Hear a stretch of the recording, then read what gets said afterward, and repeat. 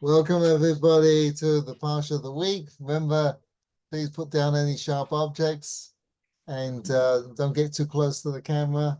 We want to stop the spread of contagious diseases. So we're on Parsha VaYigash.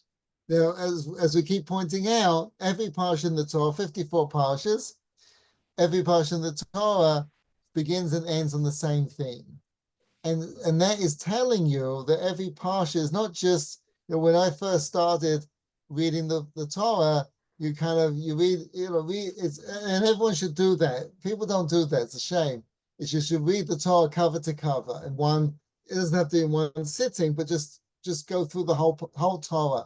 And you see the majesty and the expanse, and you get a sense of the whole theme of everything that's going on. Whereas you just read one little bit. That's really just to digress, because I got to digress a little bit. Otherwise, I'm gonna have to take some serious medication. So I forgot what I was going to digress about now. The Torah. Reading the Torah cover to cover. Yeah, the beginning and the end. Cover to cover. Oh yeah. So really, the truth of the matter is, we have a doctor on the line here, and I hope you'll back up what I'm saying. Really, in medicine, you shouldn't be a doctor unless you know everything there is to know. Really, right? Because we've all had I can say, the older you get, you have this experience, but it's not uncommon to have this experience that you treat one part of your body and another part of your body goes haywire. I used to know farmers, they used to rail about this all the time, that these doctors put these older people on medications, but they don't check that the medications they're putting them on interferes with a different medication. And a lot of times there's no knowledge about this, whereas the FDA approves a medication, but they don't always, they can't, it could be impossible to be able to know how it reacts with every other type of medication you could possibly take. So for sure, it's very difficult to treat any one part of the human body without understanding how it might be impacted or affected or a result of some other part of the body. But you don't necessarily have a headache because you banged your head. It could be some other, your foot is in pain or something like that. So we're not unfamiliar with this idea. So 100 years ago, it was possible for one person to know everything there was to know about medicine. Today, one person cannot know everything there is to know about any one thing. There's nothing that somebody knows everything about. That's how sophisticated medicine has become. So the same thing is true in the Torah. It used to be that the way you learn Torah is you had to know everything, because that was a digression to get into the whole concept here. You couldn't, because you can't know the Torah unless you know everything there is about the Torah, because everything relates to everything else. So until you know everything, you can't really know any one particular thing. And there was a time when people could do that, and there were people that did that, and there were a lot of people who did that, and that's how you learn Torah. But things changed, and Rabbi Akiva came along, and he taught us a different way of learning Torah, which is in any one part is the universe in of itself. The Torah is such a, and we see this in biology. The same God that created DNA or created my pinky, right, also wrote the Torah. So we find this in the world, right?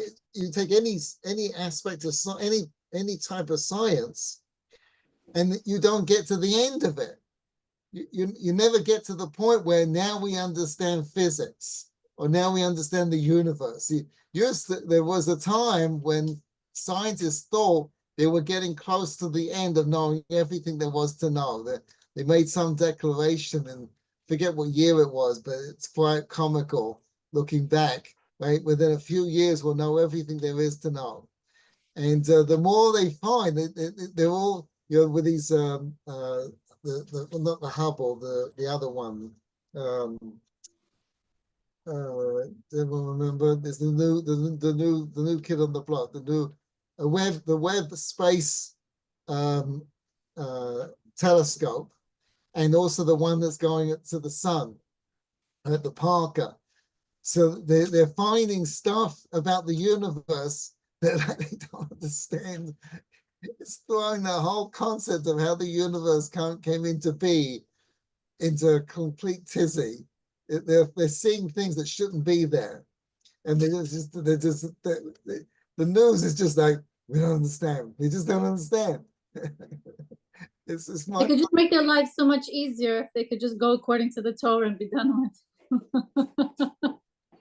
I mean, that's totally true, but it's very hard to kind of ascertain what the there's apparently the Vilna Gaon wrote papers on physics and things like that. But anyway, so you can't not the same God that created the universe created the Torah. So Rabbi Akiva said, and that's the whole vault of why he darshaned out, he explained out the crowns on the letters, because he said you don't have to go everything, the whole Torah to know anything. Why did he get 24,000 students? There were rabbis in his day that were greater than him. So why are all the people going to his classes and they're not going to their classes when they're greater rabbis in his day? Maybe he made it more accessible. That's that. Did he make it more accessible? He made it accessible a way that it was accessible for people. Exactly. Right? How did he do that? Well, how he did it is what is the Torah we have today. His students are the rabbis that we are descended from. Our Torah is their Torah. The other rabbis, and there are many, their students did not propagate. Their Torah is not the one that we follow. They did not last. They did not catch on. It's his Torah. So that Torah that was before him, we don't have that anymore. It's not in extent. It doesn't exist. So we're so used to familiar with the way we learn that we don't realize there's something else. Do we even know what that other way was? What do you mean we? Do I know? No. Does somebody know? Does anyone know? Is that? Does anyone know what that Torah versus this Torah? But I don't know if I know what they mean.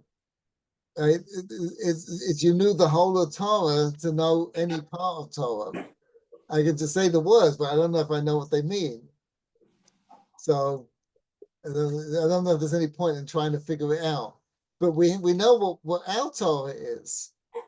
Right? I mean, that's what we're learning, and that's what we're learning a Parsha. That a Parsha is an independent entity. While the whole Torah has a flow and it's part of a whole story, and it's an incredible thing. In other words, right, Yehiel is a doctor in a specific aspect of human biology, and that works because just like the same way you can study a Parsha, even though it's true, it's a different world if you knew all the Torah at the same time.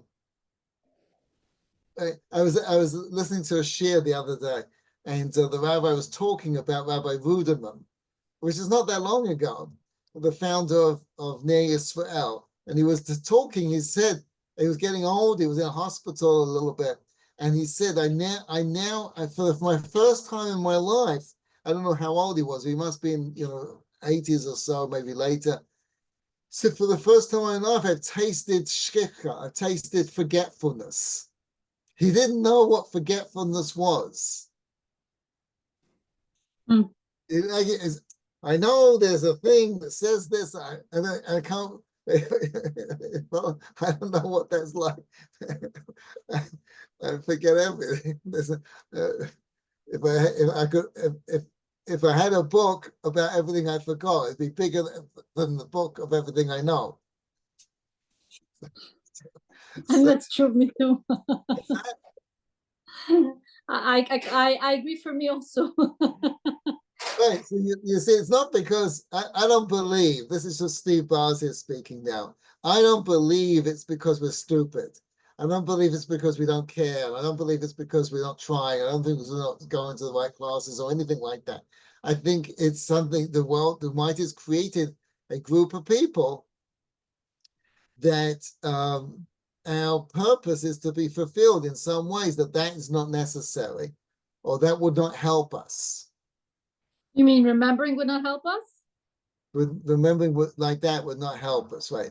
Rabbi Ruderman was born in a time when the world was a very different type of world. We don't have that anymore. We don't have that anymore. It's interesting the way you're saying it, because it almost, not almost, but it sounds as if, you know, we like to blame iPad, etc., yada yada, you know, like technology, for the fact that we don't have that kind of remembering that they used to have. But that's not really the reason. The only reason is because God wanted it that way. So, well, I think it's the opposite. I think it's that we need calculators because we can't add up. The Almighty gave us calculators because we're just like my grandfather, may rest in peace. He had he was a wholesaler in London, and he knew every item in his warehouse. He didn't need a cal, you know. And you bought 25 things, and it wasn't $3.25. It was £4, 3 shillings, 4 pennies, and 1 farthing. And there were, I forget how many farthings there were to a penny, but there were 12 pennies to a shilling and 20 shillings to a pound. oh my gosh. Right. Now, I only know this because I grew up with this, and it was like, yeah, right. But when you'd meet Americans, they go, what's this? The 20 to a pound? Like, why is it 10 to a pound? Right. And then there's 12 to this. And like, where did the 12 come from? And taxi drivers would rip them off left, right, and center. They didn't know. They couldn't figure out what's, anyone, whenever they go to a store, they wouldn't know which one. How do you calculate how much owe you, right? So when we went to I was a kid when we went to the decimal system, and they basically said it's to help Americans when they come over. So was that the truth? Yeah, that was really the truth. Really? It was really the truth. Well, they wanted the people to come over and shop, stuff like that. No one else had a system in the world, had a system like that. So it's more because so they can interact with the world, because they no longer rule the world. Yeah, exactly. Like they force anybody to. They were thinking of actually switching the driving, from the other side to drive on the other side, but that was just too difficult. It was too difficult to switch, right? But we really digressed here. How do we get onto this? I forget how we got onto this, right? So that it's important to learn to read the Torah from cover to cover, because right. But each parsha is its own universe. 54 parshas, 54 themes. And so that's fascinating. When you look at a parsha like that, it's coming to tell you something that is unique. It isn't repeated in the rest of the Torah, and it has tremendous depth to it. So the rabbi saying the way to figure this out is whatever begins and ends on the same theme. So you see that every parsha does that. It starts off VaYigash. Right, is the opening word of the parsha. It isn't always the opening word or the opening sentence, and it ends with Goshen. The Jewish people lived in Goshen. Yeah, how do those two fit? I couldn't figure that one out. The same word. Goshen Oh, is the same the word? place, but the root of it is gush is the same word. Oh.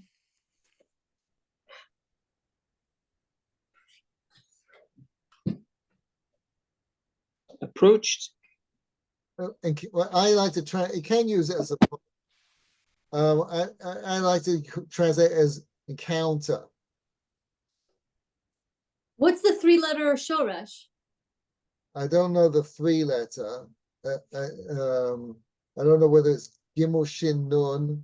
I think it's Gimel Shin Nun. And the Nun is dropped. VaYigash. I'm sure someone's gonna get back to me and tell me. Grammar's not my thing, so.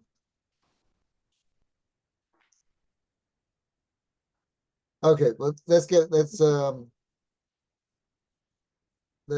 only two in this book, in the etymological dictionary, there's only two words that have gimel shin. It's geshem and geshesh. Geshem. Geshem and geshesh. Oh, so maybe it's Hey Gimel Shin. Hegesh. I don't know. Hirsch has probably got a lot of regesh, feeling.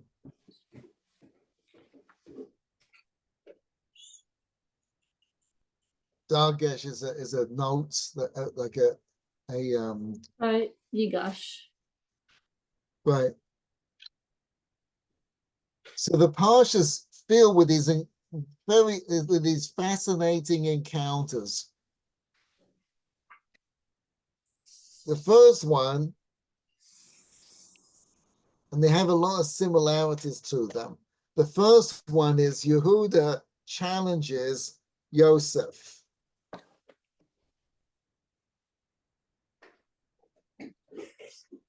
Let's read it, okay? We're on chapter, it's a tragedy that the Gentiles put the chapters and verses in the wrong places. It's 44 verse 18. VaYigash alav Yehuda. Yehuda approached VaYigash, right? Yehuda approached Yosef, and he said to him, we skip to verse 19. You asked if we still had a father. Now remember, Yehuda is a pickle because in his mind, Benjamin really stole the cup, and by rights, he should be sold into slavery. So Yehuda doesn't have much to argue with. So he says to him, you asked if we still had a father or another brother. We told you we have a father who is very old, and the youngest brother is a child of his old age. He had a brother who died, and thus he is the only one of his mother's children still alive. His father loves him. You said to us, bring him to me, so that I may set my eyes on him. We told you the lad cannot leave his father. If he left him, his father would die. You replied, if your youngest brother does not come with you, you shall not see my face again. Right? It goes on this whole argument, right? And then it ends with verse 33. Verse 33 and 34. So now let me remain as your slave in place of the lad, that the lad go back with his brothers. For how can I go back to my father if the lad is not with me? I cannot bear to see the evil misery that my father would suffer. And with that, Joseph reveals who he is. So this is the crux, this is the point that he's been planning for these 9 years, at least 9 years, to get to. And we've seen the incredible complexity and the strategy that he had to think through to get Yehuda in this spot. We're only seeing the particular decisions that Yehuda and the brothers made that led to this encounter. But if they'd made other decisions, I'm sure Joseph thought out all the variables of what could have happened so that they end in this particular spot. Right? We only got this one that Yehuda chose, or the brothers chose. But if they'd gone a different route, who knows what would happen? If not all 10 brothers would have come down. There's all kinds of different scenarios that could have happened. So what's Yehuda's argument? Yehuda's argument is like this. Imagine for a minute, I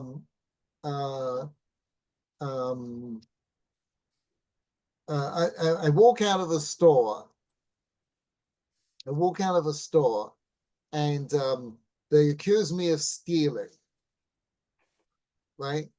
So they open up my jacket and they find a pen, right? Very expensive pen. And I say to them, no, I bought this pen ages ago and I have the receipt for it. Where's the receipt? I have it at home, right? So I go home and bring the receipt. But on the way back, I get a speeding ticket. So I say to them, when I give them the receipt, you need to pay the speeding ticket. So this is why. Because I only got the speeding ticket because you accused me falsely of stealing the pen. If you hadn't done that, I wouldn't have had the speeding ticket. Right? That's Yehuda's argument. Why are we here? Because you accused us, if you remember, of stealing, of being spies. And the way you can prove that you're not spies is bringing Benjamin. Now that we proved that we're not spies, the whole reason that we're in a problem is because we didn't want to bring Benjamin. But because you forced me to bring Benjamin, now we're in the trouble. We got the speeding ticket. We got the trouble of being Benjamin of stealing the cup. But we only got into that trouble because of you. But I couldn't bring Benjamin unless I promised his father that I bring him back. So he's saying we're only in this problem because of your mistake. Wow, that's bold. But I guess, a secular king thinks in this kind of weird mishugas way. Why mishugas way? Well, the Jewish perspective would not be like that. The Jewish perspective would be, we're in this pickle because God put us there. It's not because of this person or that. That's true, but he can't say that argument to Joseph. Exactly, that's what I'm saying. He has to do an argument that only makes sense to a secular king. And a secular king will blame this one, even though it's not this one's fault, but because he happens to be there, therefore it's his fault. Right, but you won't be able to make that argument in a Beis Din either. But he's not in front of a Beis Din. He's in front of what he thinks is a secular king. So he has to apply the mishugas of the secular world. Right, but it wouldn't be any different in a fun world. You go to a Beis Din, you go, did you speed or didn't you speed? I sped, but I only was speeding because you made me come. That's not going to be an argument.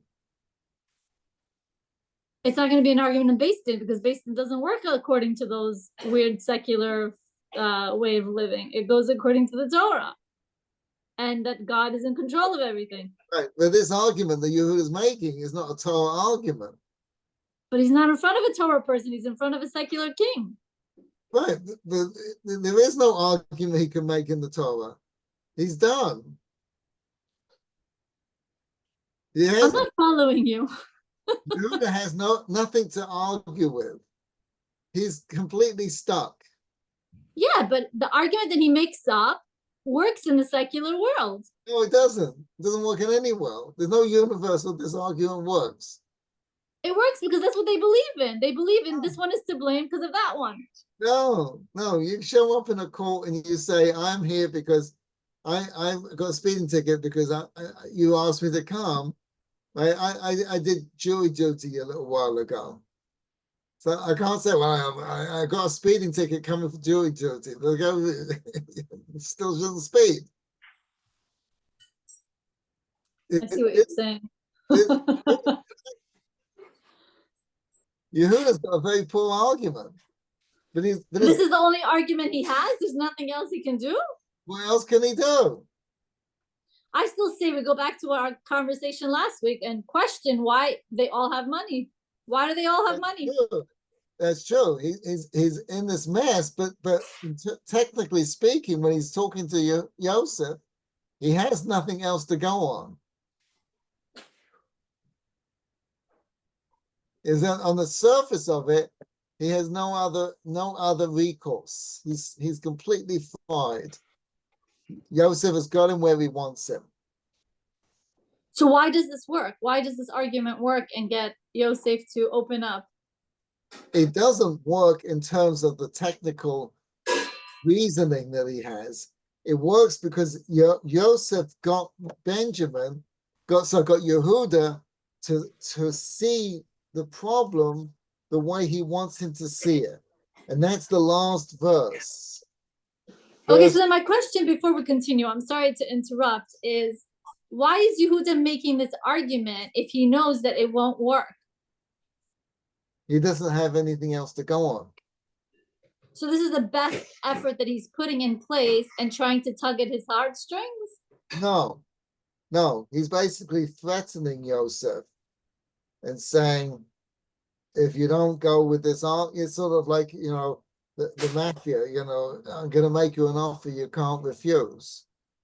See, you go wow, back. I never looked at it that way. Go back to the first verse again, verse 18. VaYigash alav Yehuda. You don't go up to President, please God, Trump. Oh, you don't approach in a strong way unless you want to be killed. You don't go up to Putin. Let's use Putin as a better example. Go, listen, let's sit down and talk. Right? The Yeoman, he says, Be Adoni, my master, Yedaber na avdecha, that your servants speak. The word deber is used as opposed to the Yomer, Amor, and Aleph, is always used as a strong language. Like, let's get serious, please, as we would say in English, right?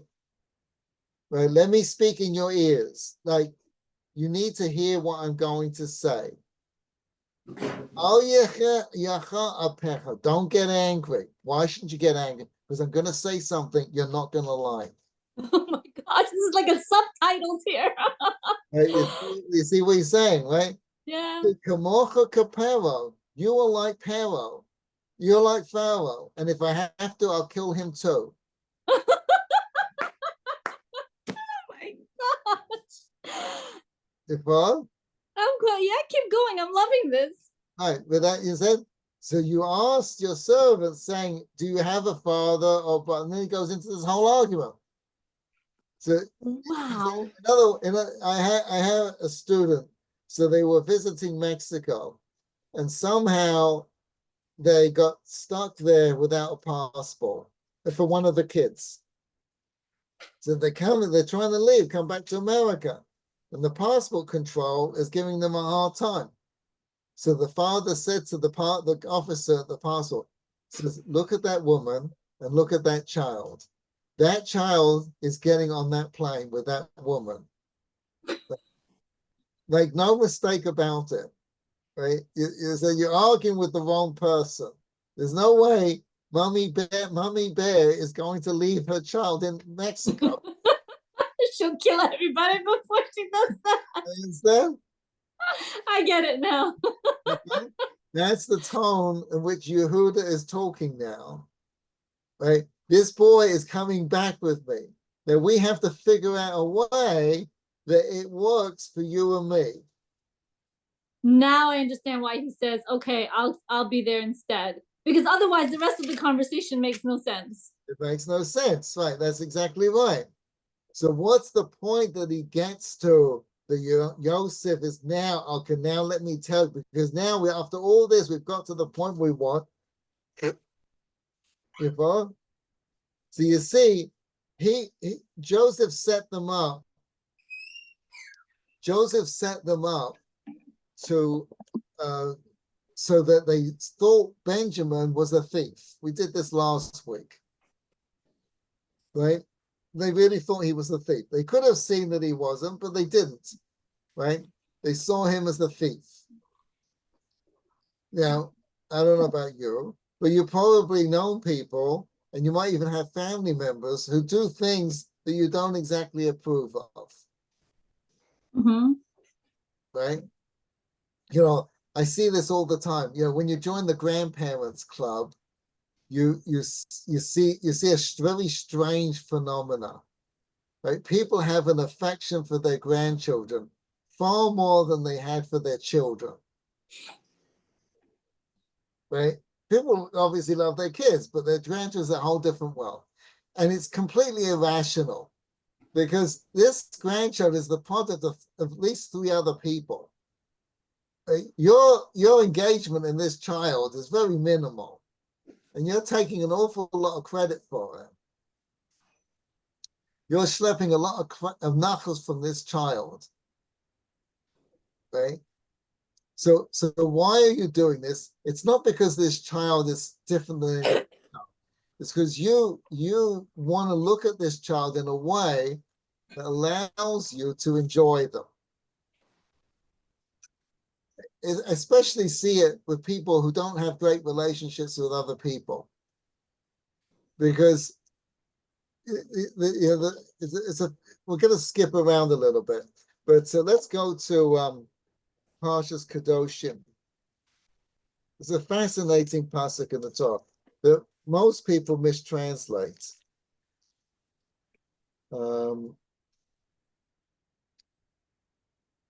One of the most famous mitzvahs in the whole Torah. It's it's Parsha in Vayikra, chapter 19, verse 18. You have it there?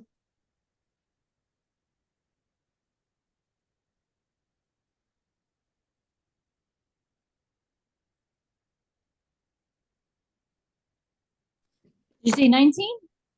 19:18. Okay, 1918. Okay. Oh, this is the one with the revenge and grudge?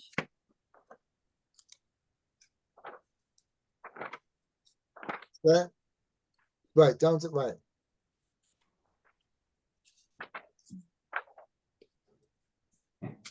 You have it? How would you translate that? Anybody? Should we just read the English? You can if you want to. You shall not take revenge, and you shall not bear a grudge against the members of your people. You shall love your fellow as yourself. I am Hashem. Right. Now look at the last 5 words of that pasuk. Oh, the ahavta. I remember you teaching us. It's the ahavta l'reacha kamocha ani Hashem. Right. So most English translations mistranslate it, and they go love you like you read it. You must love or love your neighbor like yourself. But it's not, that's not the right translation. It's ve'ahavta, and you will love. What's the vav coming to tell you? What's the and? So the beginning. That you can't love unless you go do the other stuff, like deal with the issues. That you can't love somebody unless you deal with the issues. It's not just you can't. It's telling you that how do you love someone? Don't take revenge and don't bear a grudge against the children of your people. If you don't take revenge and you don't bear a grudge, you will love people. Why do people love their grandchildren? Because on these people, they don't bear a grudge. Everybody else they do. Really? Are you saying we bear a grudge against our children? A little bit, yeah. I'm not saying you, but a lot of people do. Yeah, but what's the grudge? Oh, I got gray hairs because of all of the kids. 30 years of stress and heartache and late nights and kicking and screaming and everything. I could have been enjoying myself, let alone how much they cost me. I wouldn't have to work if it wasn't. It goes on and on. So I'm not saying it's overt, I'm not saying it's big, it's not something for front and center, but there is a little bit of resentment going on. Right? But with the grandchildren, there's no resentment going on. So they love them. Right? Now they don't understand why they love them. Most people, they don't understand why they love them, but it's like there's a soft spot in their heart for their grandchildren. Where they don't, where they fail to appreciate they can have that experience with other people too. These grandchildren are nothing special, nothing personal. They're nothing special, right? So you can have that relationship with everybody else too. That's what Yosef was trying to teach the brothers. If you judge Benjamin as your brother, then he's a thief. But if you judge him the way his father judges him, yes, he stole the money. Yes, he stole the cup, excuse me. Yes, he stole the cup. It's true, he did what he shouldn't have done. But, how do you look at your children? They do things they shouldn't do, but nevertheless, you look at them in a different way. We need to judge, we need to look at people the way their parents look at them. When you look at people that way, it's a different game.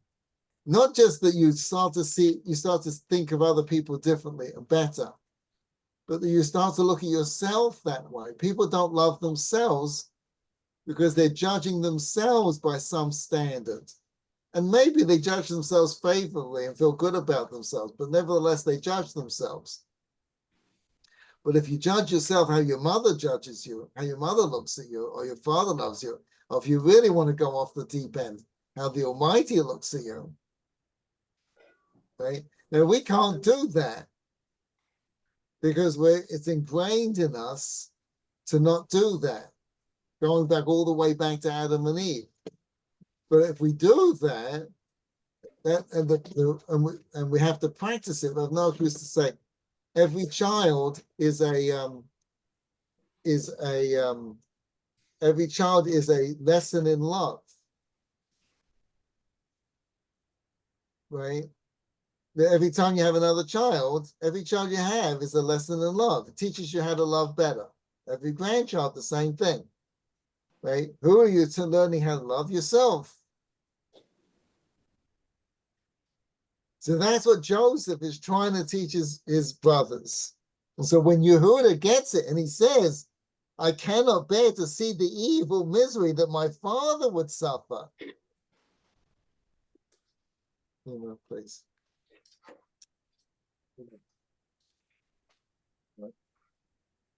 Right? That's the goal which he's trying to get to. Right? And when Yehuda does that, then he tells him who he is. Making sense? Yes. Once the goal was achieved, right, that was it. Exactly. So then what does he say to his brothers? He says who he is and he asks after his father. Right, verse 3. You see it there? Mm-hmm. Right? Ani Yosef, I am Joseph. Ha'od Avihai, is my father still alive?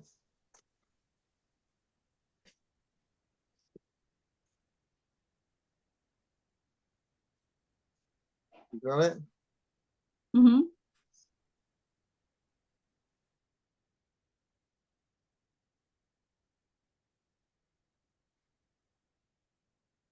Are we going through technical issues here or? Fireflies, please fix. All right, sorry, we're good. Okay. I am Joseph, right? I am Yosef. Is my father still alive? Now, what did Yehuda just say to Yosef? He's talking about his father, so obviously his father's alive. Right, he says, I can't bear to see my father go down. I can't bear to see the face of my father if I come back without Benjamin.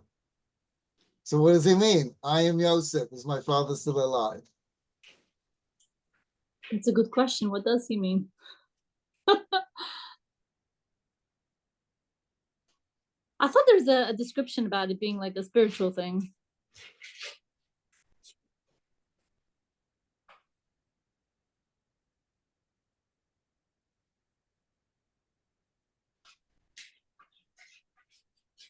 Sorry about that. No worries. Hello? So Yeah, can you hear us? so, right. So what is that? What is going? Is that what does he mean? The best I can guess is something spiritual. It's true. So Otherwise, how does this make sense? How if does this question make sense? Nog says, right? So Nog says, this is the question when Yosef asked this question. See, look at their answer, their response. They can't answer him. Right? They don't answer. Oh, is he trying to connect himself back into the family by mentioning his father? What do you mean? In other words, hey, I'm Yosef. If it was just, hey, I'm Yosef, your brother, that would have been kind of weird. But hey, I'm Yosef, your brother. Is my father still alive? Remember, we share a father? Well, okay, fine. So you're ascribing different words to the words he's using. I'm trying to make sense of this because I don't understand what Rav Noach is trying to teach us here. Right. So I've now said that this is the question that we're all going to be asked when we get upstairs. Why? Exactly. Will be asked, is who still alive? Is your father still alive? That's the question we're going to be asked. Yes. Which father? Our father in heaven? Yes. No, not that father. No. So you see, Yehuda says to Yosef, right? I am, you can't do this to our father, to my father, right? Why, ouch. Out mine. Ouch, because he's reminding them that they already did it to his father. They already did it. So he said, I'm Yosef. You're telling me that it would kill our father. I am Yosef. Why didn't you think about that when you sold me into slavery? Ouch. Ouch. So you see, what is it the Almighty is going to say to us in the next world? Like, yes, we got good excuses to why we didn't show up and why we didn't do this and whatever it happened to be. But when you wanted to do it, you could come up with the reasons and the motivation to do it. He's not going to expect of us more than we do when we want to do it. It's just going to bring all the times that we were able to control ourselves and be nice, and because we wanted to, right? That's what That Yosef doesn't feel very fair. I'm sorry. said. It doesn't feel very fair to me. I'm sorry. Why? Because, like, who can maneuver you better than God? Nobody. So if God wanted you to fall, you're not going to fall? Are you kidding? I don't understand what you mean. In other words, if you're supposed to make a mistake, right, you're going to be put into a situation that you cannot succeed in, and you're going to fall. Yeah. So why would you be questioned for that? Like, God's will is done, period. Right? Like, yes, we have free will, yada yada, but let's be honest, he's God. He knows you. He made you. He knows you inside out. Like, you don't even have an inkling of how much knowledge he has that you yourself don't have about yourself. Like, it just doesn't seem fair. It feels like very stacked against the deck. I'm sorry, that's my feeling. What do you mean stuck against it? No, it's like this, minion, the Nates is, there's a slichos is starting tomorrow at 4 o'clock in the morning. I can't get up 4 o'clock in the morning. Right, the next week you're going on vacation to the Bahamas. The flight leaves at 3 o'clock in the morning. Not only are you up at 3 o'clock in the morning, right, but you get up before the alarm goes off. So the mind's gonna say, "Oh, to go to the Bahamas, then you could get up. To go to Slichus, you couldn't get up." You follow? That's what the I mind. follow, but again, it still feels very stacked against the deck. It's not stacked against the get. The mind gives us the energy and the motivation and the way of thinking about things, right? You have a problem with your neighbor, right? But the other neighbor who is your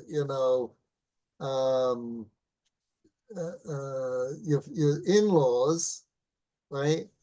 That you could be friendly to, but the other neighbor you can't, and they both have the same issues. I hate going to the hospital, but when it's someone you really want to go see, then you can go to the hospital. We're all able. Your mind gives us all a set amount of skills and capacity, right? It's not expecting us to remember everything, but you're able to remember your telephone number. How come you can't remember the Mishnah? Because you've practiced your phone number. Nowadays, it's not true. But back in the day when you had to do the thing millions of times, it was now part of your body memory. Yeah, there's lots of things that we commit to memory because they're important to us. Right? We know how the mind gives us a set amount of capacity. We using that for me in means of things that are important and appropriate and enhance life. That's why we're giving them. But invariably, people use them for inappropriate things or things that just are not meaningful. Let's take the example with Bahamas, because I like to do the practical stuff. Okay. So let's say this person is not very spiritual, right? They have a hard time getting up for slichos because it doesn't have any meaning to them. They don't understand it. Nobody's explained it to them. There's a whole set of reasons, right? Because they're not in a very spiritual place. So of course it's going to be difficult for them to get up to go do it. What's the like incentive that's getting them to do it? So let's say they even like push themselves. They use their discipline to push themselves to go and do it. And it means nothing to them. It means nothing to them. They're just going because they have to go. I mean, like, you think they're going to do it the next day because it means nothing to them. It has no value to them. They're not getting anything out of it. But like Bahamas, they understand that. They understand what they're getting out of it. It's clear. It's like, you understand what I'm saying? Yeah. That's what I mean when I say like it's stacked against them. The deck is stacked against you. I've always used to quote the Midrash. It says that Eliyahu Hanavi was walking along the street. You heard this one? And with the fish net. With the fish. Right? So the point of the Midrash is that when you couldn't get up for slichos because I don't relate to any of it. You follow? What do you do for a living? I'm a computer programmer. You ever see what a computer programmer does? Right? It's got a screen in front of them, and it's just gibberish. So the whole thing's gibberish. I mean, it's the most, and they've got to figure out what every 0 and 1 means. No, they don't. They don't have to figure out every 0 and 1. They just have to learn the language and how the structure is and how to put the structure together. That's okay. But there's instruction there. There's instruction that you can get for it. I mean, for heaven's sake, I used to think that Yosef was looking in the mirror because why? Because he was not arrogant. What's the word I'm looking for? Conceited. Because I was taught he was conceited. Right. Until you came along and taught us. No, it's because he knew that he was going to be in a position of high leadership, and someone in that position always has to look the part. So how can we be expected to live? What? My friend Moshe Cohen said that yeah.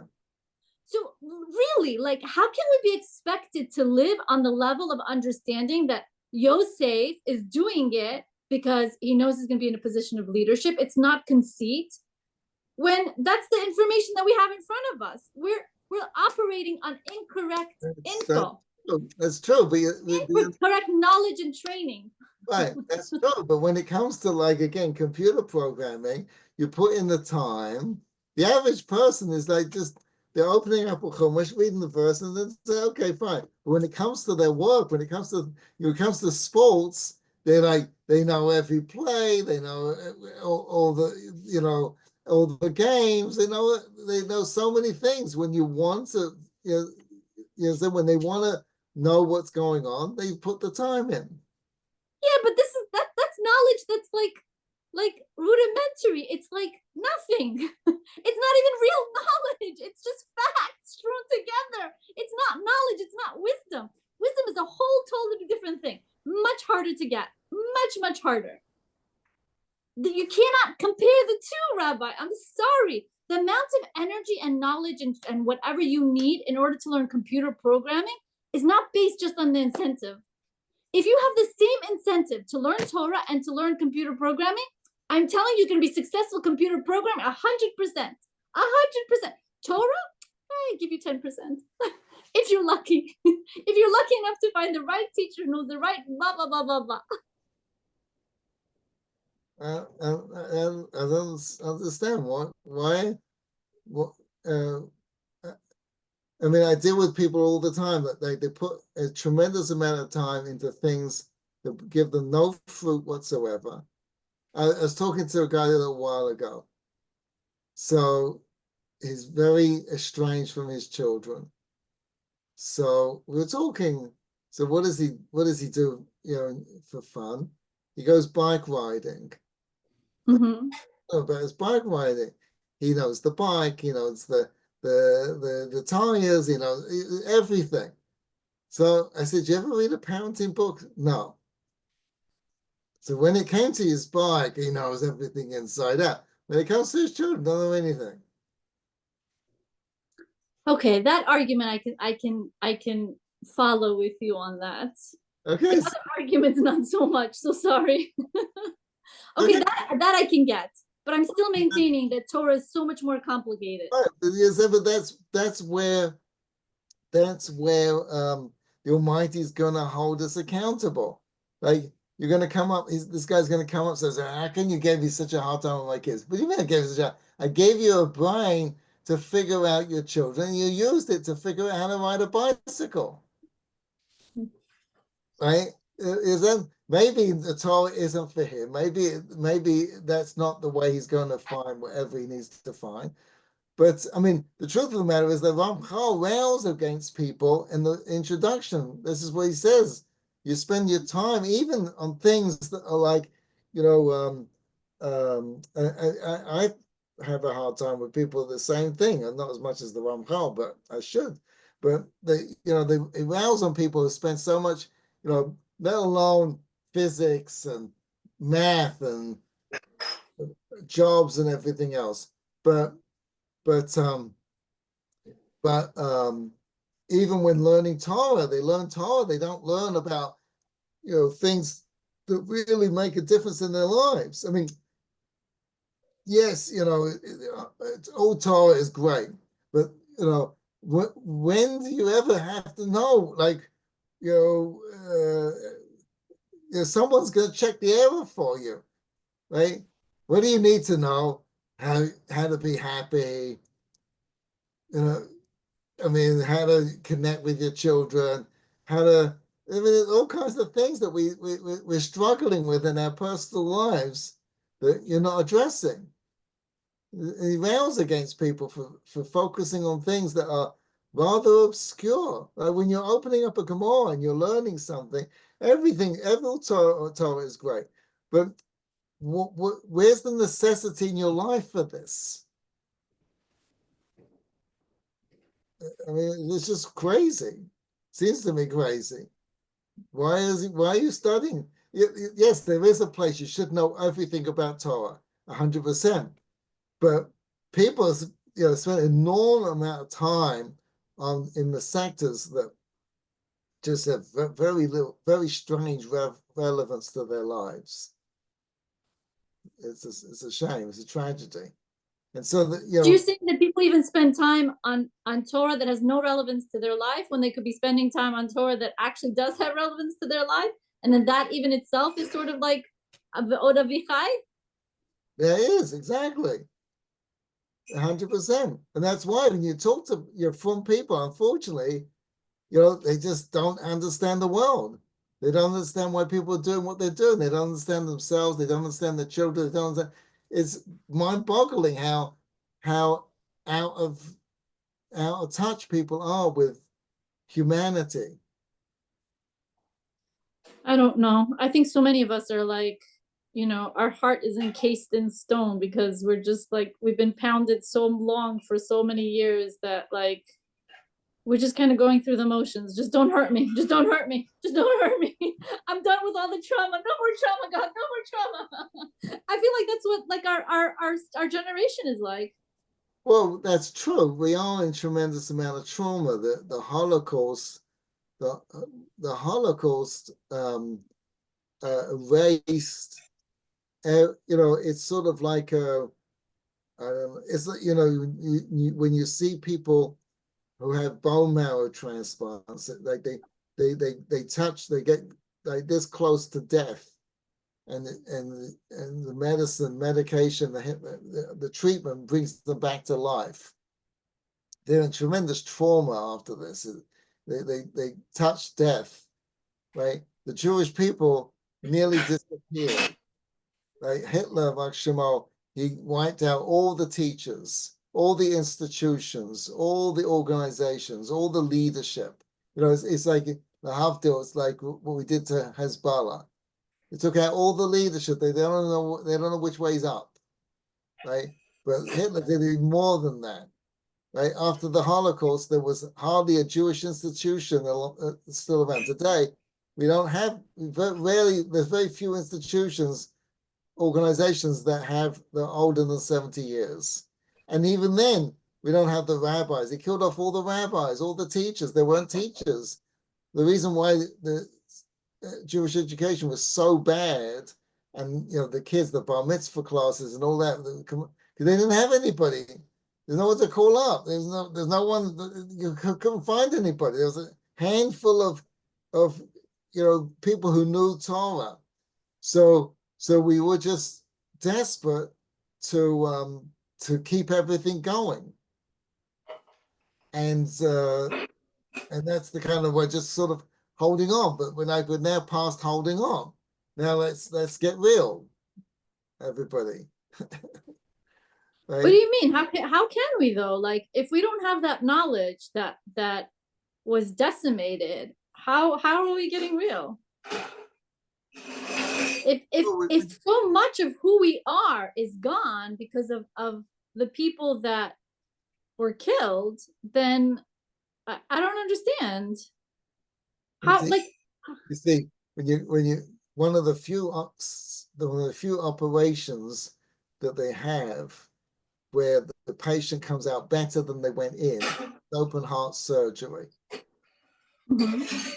right? Almost every surgery improves the patient, but it takes time. But open heart surgery, they come out, they look great because they cleaned them out, and now the blood's pumping, and it's a lease on life, right? So you know the story I tell about the Doctors Without Borders. They go into the village in Africa and they tell the king he needs open heart surgery. You know the one? I don't remember, sorry. So the king says, okay, he's never seen a pencil. They take him to the city, right? And while he's in the operating room, his bodyguard who's watching starts going crazy. They stop the surgery. Says you have to deal with your bodyguard. He's breaking things. He's banging on the doors. He's going crazy. So he speaks to the bodyguard. They figure out what's the problem. The bodyguard saw the surgeon go to the king with a knife. Right? So his bodyguard, he doesn't come, he's illiterate, he doesn't know anything. So they try and explain to him open heart surgery. They can't explain it. How do you explain the difference between open heart surgery and an assassin? What's the difference? The difference is that the open heart surgery is going to make him better, whereas the assassin is definitely going to kill him. Right. With the assassin, he doesn't walk out afterwards. And the Right. open heart surgery, he does. That's the only way you can tell the difference. Well, Mhm. the Holocaust wasn't an assassin. It was open heart surgery. We came out better than we went in. How do you figure with all this trauma? That's true, but nevertheless, that's what happened. Because if you don't understand open heart surgery, you go look at the surgery, you go, this is crazy. Well, then most of us don't get this because all of us are struggling. That's true. It's like the guy's having open heart surgery. He's in pain. He doesn't understand why everything's going on. But nevertheless, when the observers can see this was better for him.